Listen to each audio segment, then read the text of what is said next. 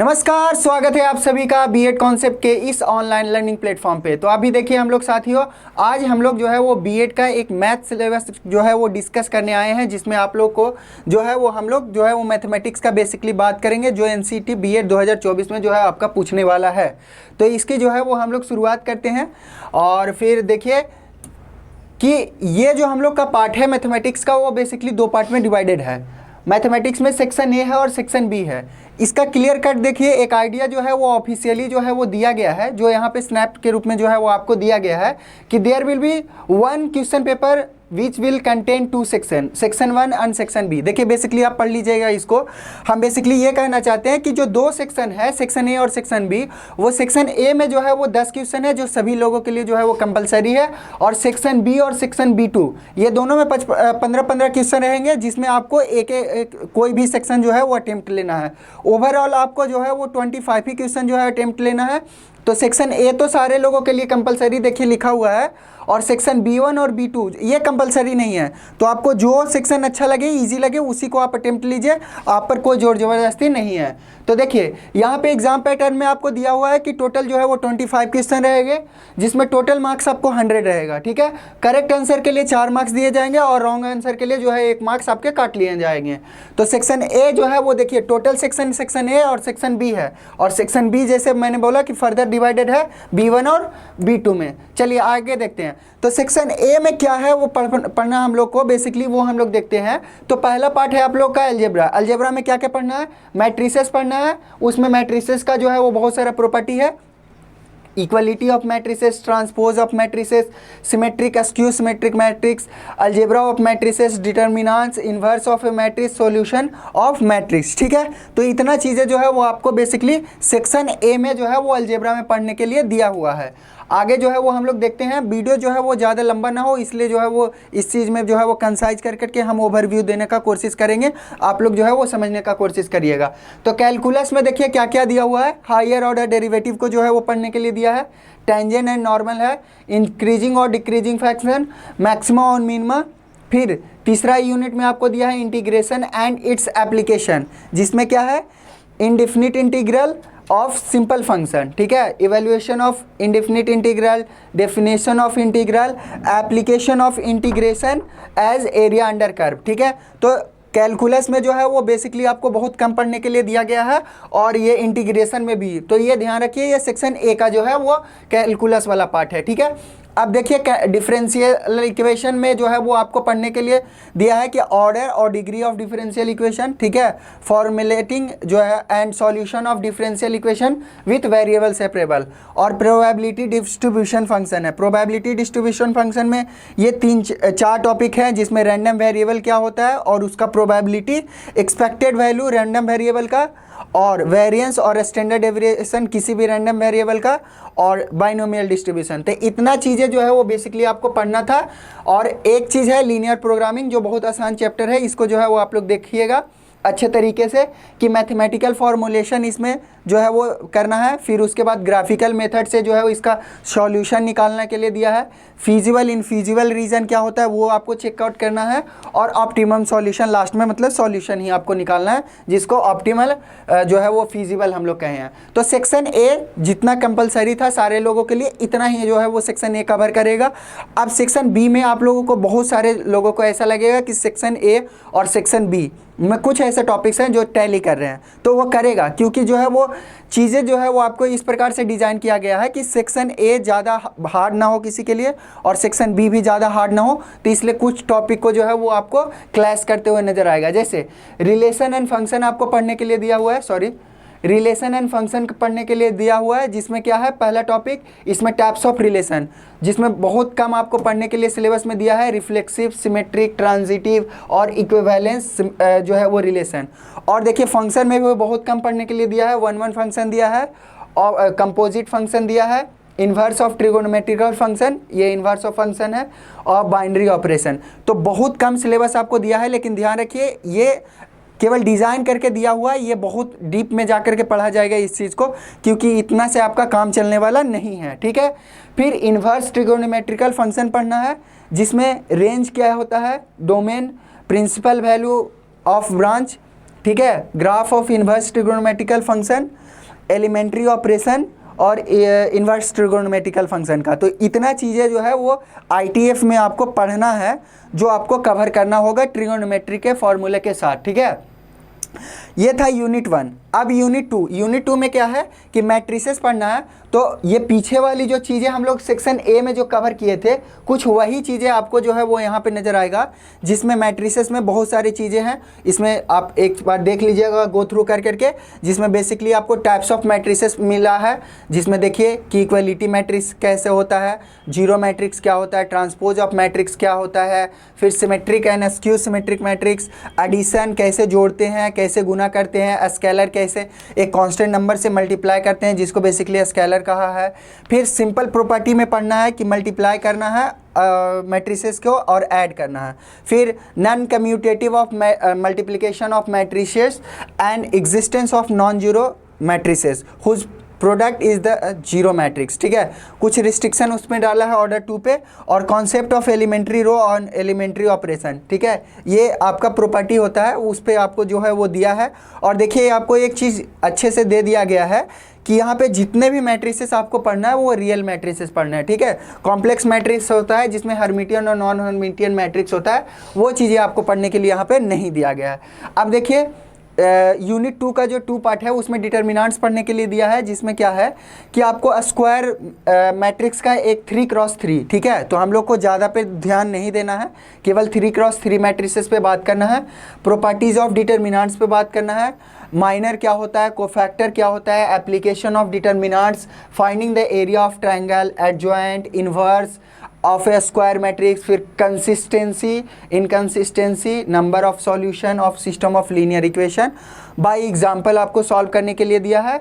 और फिर जो है वो दो, मतलब यहाँ पे बेसिकली आपको 2 या 3 वेरिएबल में जो है वो, और वो भी यूनिक सॉल्यूशन मतलब आपको पढ़ने के लिए दिया है। तो इस चीज़ का आप अच्छे से ध्यान रखिएगा। और लास्ट में आपको इन्वर्स मैट्रिक्स आपको निकालना है डिटर्मिनेंट्स मेथड से। ठीक है, तो ये पोर्शन जो है वो 2 था, डिटर्मिनेंट्स और अलजेब्रा, जो डिटर्मिनेंट्स और मैट्रिसेस, जो अलजेब्रा वाला पोर्शन था सेक्शन बी का। ठीक है, अब कैलकुलस में इसमें देखिए पहले भी आपको सेक्शन ए में भी कैलकुलस मिला होगा, यहाँ भी कैलकुलस मिल रहा है। तो देखिए इसका टॉपिक आप देख लीजिएगा एक बार अच्छे तरीके से। मैं जो है वो चीज़ों को जो है वो बहुत कंसाइज तरीके से आपके सामने प्रेजेंट करना चाहता हूँ। तो पहला टॉपिक है कंटिन्यूटी एंड डिफरेंशियबिलिटी। अब कंटिन्यूटी एंड डिफरेंशियबिलिटी में क्या पढ़ना है, तो इतना सारे चीज़ें हैं। ठीक है, इसको आप अच्छे तरीके से पढ़ लीजिएगा। ठीक है, ये पूरा कंटिन्यूटी एंड डिफरेंशियबिलिटी में है। अब एप्लीकेशन ऑफ डेरिवेटिव्स, यानी कि जो हम लोग डिफरेंशिएशन करते हैं और फिर उसका इम्प्लीमेंट कैसे करते हैं, किसी भी चीज़ को फाइंड करने के लिए रेट फाइंड करना होता है, टेंजेंट नॉर्मल फाइंड करना होता है, फिर हम लोग को स्लोप फाइंड आउट करना होता है, फिर रॉल्स थ्योरम, बहुत सारे चीज़ें जो है वो आपको जो है वो मैक्सिमम मिनिमा फाइंड आउट करना होता है। तो एप्लीकेशन ऑफ डेरिवेटिव में है, जो चीज़ें मैंने बोला है वही सारी चीज़ें यहाँ पे जो है वो आपको लिखा हुआ है। आप एक बार अच्छे तरीके से देख लीजिएगा। स्लाइड से मैं हट जाता हूँ। ठीक है, अब अगला जो है वो इंटीग्रल आपको पढ़ना है। ठीक है, जैसे डिफरेंशिएशन हम लोगों ने पढ़ लिया, तो अब इंटीग्रेशन की बारी आती है। तो इंटीग्रेशन में बेसिकली आपको क्या पढ़ना है, तो देखिए इंटीग्रेशन में बहुत सारे इंटीग्रेशन के टाइप होते हैं, लेकिन ज़्यादा डिटेल में हम लोगों को नहीं पढ़ना है। जो 12th लेवल पे है उसी चीज़ पे हम लोगों को बात करना है। ठीक है, तो उसमें भी देखिए आपको ये स्नैप जो लगाया गया है वो ऑफिशियली आपके जो है वो सिलेबस से उठा करके दिया गया है, जिसमें बेसिकली ये जो है वो क्वाड्रेटिक फॉर्म वाले जितने भी हैं वो पर उस चीज़ों पर जो है वो हम लोग को बेसिकली ज़्यादा ध्यान देना है। और उसमें भी जो है वो इंटीग्रेशन बाय पार्ट्स और सिंपल इंटीग्रेशन हम लोग को ज़्यादा ध्यान करना है। अब जब हम लोग इंटीग्रल देख लेंगे तो डिफिनिट इंटीग्रल में भी आप लोग को देखना है लिमिट एज ए सम पे, और फंडामेंटल थ्योरम कुछ कैलकुलस के होते हैं वो देखिए विदाउट प्रूफ के साथ आपको काम करना है। ठीक है, और बेसिक प्रॉपर्टी आपको पढ़ लेना है डिफिनिट इंटीग्रल के। किस लिए, तो ताकि जो है वो एवेल्युएट कर पाए आप डिफिनिट इंटीग्रल के। इसमें 10 प्रॉपर्टी होते हैं, आप लोग देखिएगा एक बार। ठीक है, अब 4 पार्ट क्या है, एप्लीकेशन ऑफ द इंटीग्रल। जैसे हम लोगों ने डिफरेंशिएशन पे काम किया था और उसके बाद डिफरेंशिएशन का प्रॉपर्टी पढ़े थे, उसी प्रकार से एप्लीकेशन करेंगे इंटीग्रल। इंटीग्रल सीखने के बाद वो उसमें क्या क्या है तो वो देख लीजिएगा आप अच्छे तरीके से कि एरिया निकालने के लिए मतलब आपको बेसिकली यहाँ पे दिया जाता है। और उसमें भी ध्यान रखिए कि बहुत स्टैंडर्ड फॉर्म वाले हम लोग जो आप लोग 11th में पढ़ चुके होंगे कोऑर्डिनेट ज्योमेट्री, जिसमें पैराबोला, हाइपरबोला जो है, इलिप्स, ये सब चीज़ों का जो है स्टैंडर्ड नोटेशन, जहाँ पे ऑरिजिन उसका 0 0 पे होता है, वहीं पे हम लोगों को काम करना है। अब डिफरेंशियल इक्वेशन में भी हम लोग सेक्शन ए में जो बात की है वही चीज़ें कुछ कुछ है, लेकिन इसमें एक बेसिक है कि आपको लीनियर डिफरेंशियल इक्वेशन के बारे में बात करना है, ठीक है। तो ये सब चीज़ों को आप अच्छे तरीके से जो है वो देख लीजिएगा एक बार।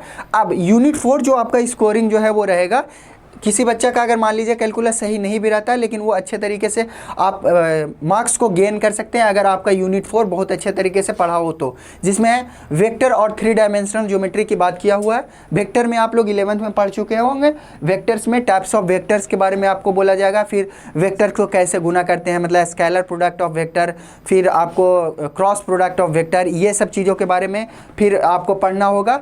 और फिर जो है वो इक्वेशन निकालना होगा वेक्टर्स के जो है वो यूज कर करके हम लोग को किसका, तो लाइन का, और फिर हम लोग का जो है वो प्लेन का। कहाँ, तो 3 डायमेंशनल ज्योमेट्री में वही चीज़ें यहाँ पे है कि 3 डायमेंशनल में क्या क्या चीज़ें हैं। फिर एक बेसिक चीज़ आपको पढ़ना होगा डायरेक्शन कोसाइन और डायरेक्शन रेशियो। तो ये जो चीज़ें हैं वो आप, ये लिखा हुआ है अच्छे तरीके से वेल अरेंज फॉर्म में आपके लिए लाया गया है। एक बार आप अच्छे तरीके से गो थ्रू कर करके इसको पढ़ने का कोशिश करिएगा, ठीक है। अब देखिए लीनियर प्रोग्रामिंग प्रॉब्लम जो आपको सेक्शन ए में भी मिल रहा था, यहाँ भी मिलेगा, तो वही चीज़ें यहाँ पे भी पढ़ना है। ज़्यादा कुछ अलग से इसमें भी जो है वो नहीं पढ़ना है। जो चीज़ें हम सेक्शन A1 में एक बार जो है वो सेक्शन ए में एक बार कवर करेंगे, वो सेक्शन बी के लिए हम लोग अलग से कवर नहीं करने जाएंगे, ये भी बात आप ध्यान रखिएगा। तो सिलेबस आप अगर मिल रहा होगा कि दोनों, जैसे सेक्शन ए में भी है सर, सेक्शन बी में भी है सर, तो क्या अलग अलग से हम लोग को पढ़ना होगा? नहीं, एक भी बार पढ़ेंगे दोनों में काम आएगा, ठीक है। प्रोबेबिलिटी जो अभी मैंने बात किया उसमें ध्यान रखिए कि प्रोबेबिलिटी आपको क्लास 12th वाले पढ़ना है, 11th वाली नहीं पढ़ना है, ठीक है। उसमें भी बेसिकली मल्टीप्लिकेशन थ्योरम के बारे में, कंडीशनल प्रोबेबिलिटी, इंडिपेंडेंट इवेंट क्या होते हैं, टोटल प्रोबेबिलिटी, बेस थ्योरम बहुत स्टैंडर्ड फॉर्म में आप लोग को पढ़ना है, ठीक है। Random variable, probability distribution, mean और वेरिएंस, ये सब पीछे आपको बताया गया है।